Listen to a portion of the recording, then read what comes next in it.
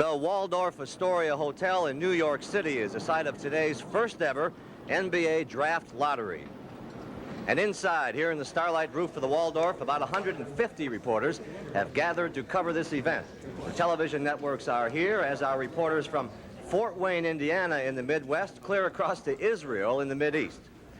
And hi again, everybody. I'm Pat O'Brien. Happy Mother's Day, and welcome to a special edition of At the Half.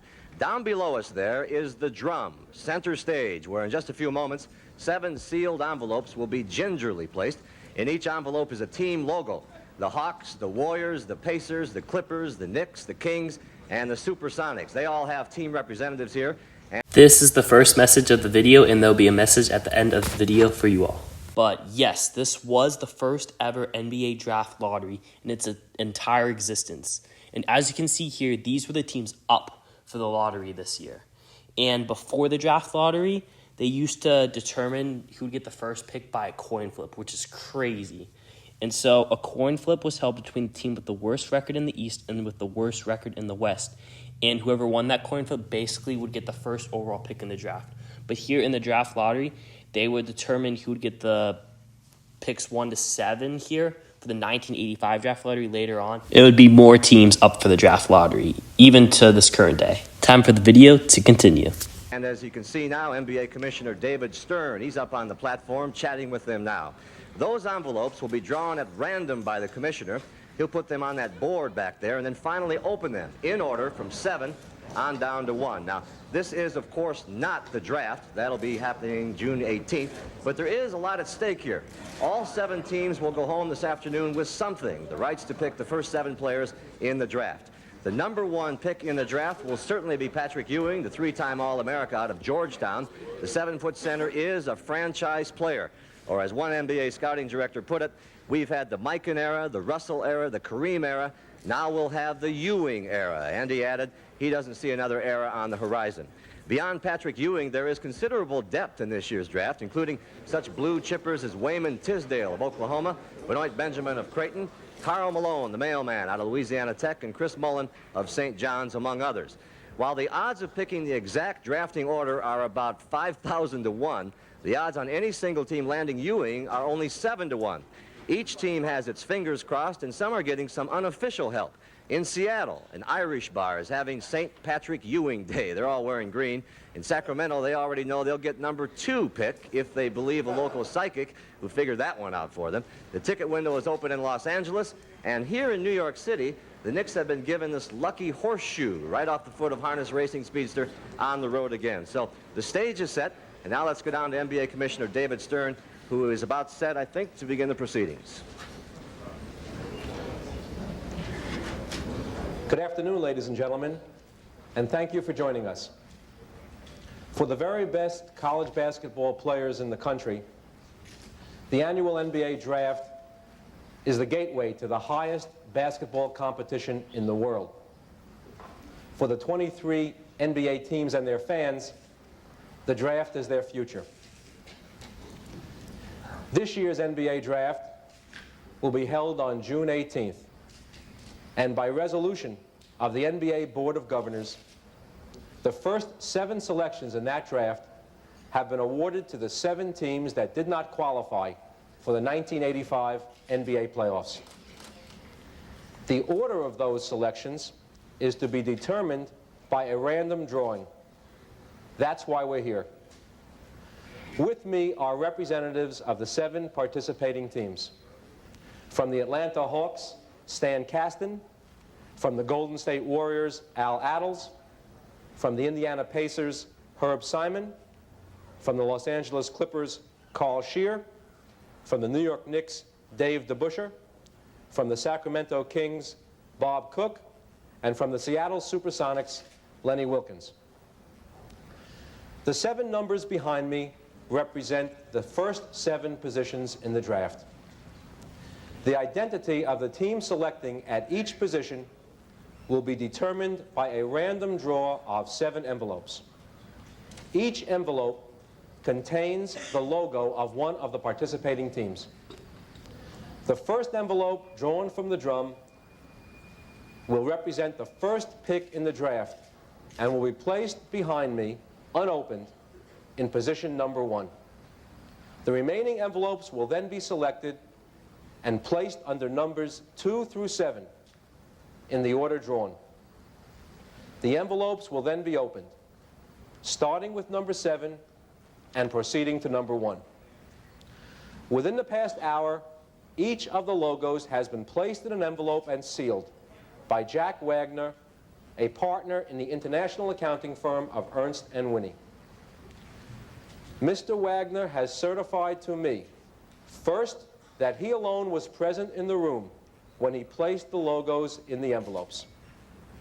Second, that he has since maintained continuous and exclusive possession of the envelopes. And third, that as of this moment, he does not know which logo is in which envelope. I will now ask Mr. Wagner to place the envelopes in the drum.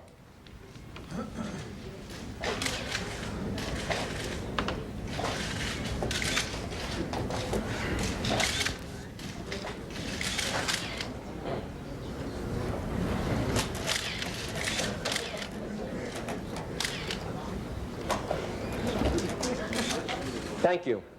The drum will now be turned to further mix the envelopes, and then I will conduct the drawing. That is Jack Joyce. He's the head of security for the NBA, spinning the drum. About 6 turns, I think.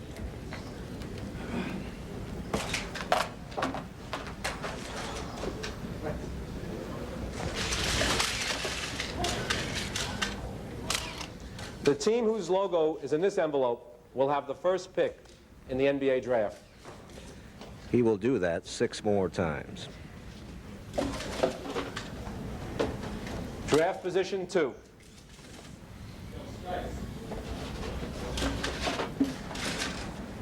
Draft position 3.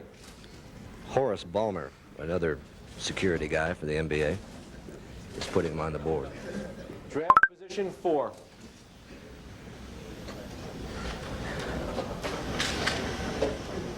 Draft position 5.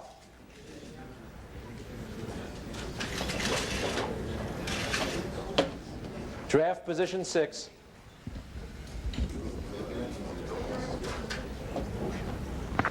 Seventh pick in the NBA draft. There they are, and here we go.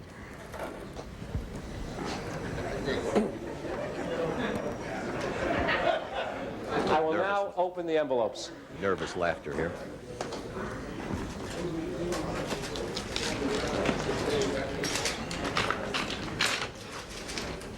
The 7th pick in the 1985 NBA draft goes to the Golden State Warriors.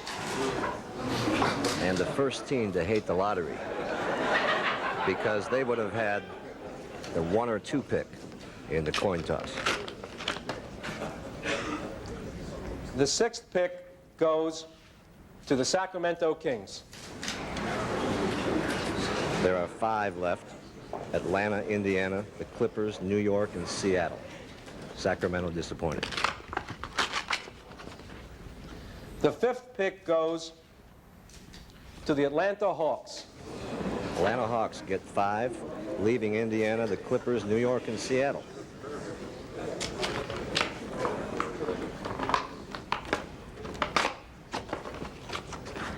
The 4th pick goes to the Seattle Supersonics. And the excitement builds, and I think we'll just let this one play. 3 left: Indiana, LA, New York. The 3rd pick goes to the Los Angeles Clippers.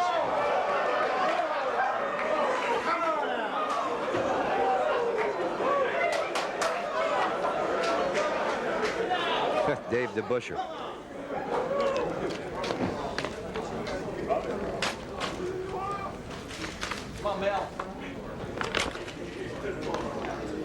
The 2nd pick in the 1985 NBA draft goes to the Indiana Pacers.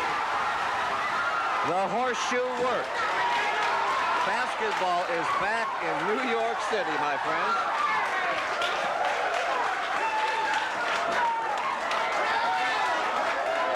Have the first pick in the 1985 NBA college draft.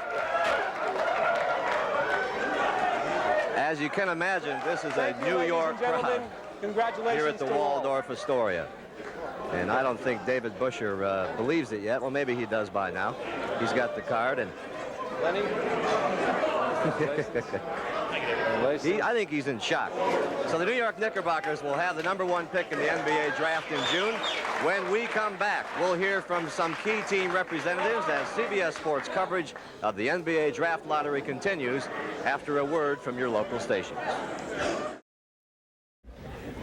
We're back at the Waldorf Astoria in New York City in the Starlight Roof, and Dave DeBuscher is here with the #1 pick in the draft. And you said can you believe it? Oh, I tell you, when you got down to the last three, I couldn't look. I couldn't listen to the commissioner. I was very nervous. It's just a wonderful thing having the #1 pick, and obviously I think everybody knows who our #1 pick is going to be, and we're very delighted. I think you knew too. Show what you got in your hand. He has number 33 all printed up here already. Patrick, there's confidence for you. So you will make a call to Ewing.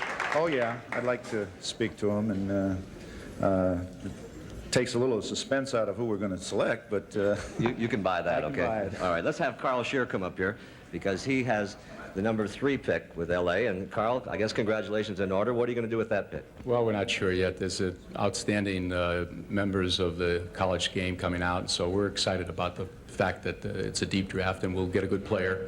Will it be Benoit or Wayman? Well, we're going to have to go back and look at that again, I think, before we make that choice. Okay, Herb Simon, congratulations to you. What about you? Who do you think you'll pick with this? I guess his choice will be up to what we do. And we have some great talent out there who's going to make a decision on what we do. So we're very excited, and we're glad to be here. Okay, all right. Let's go back down the order for you one more time.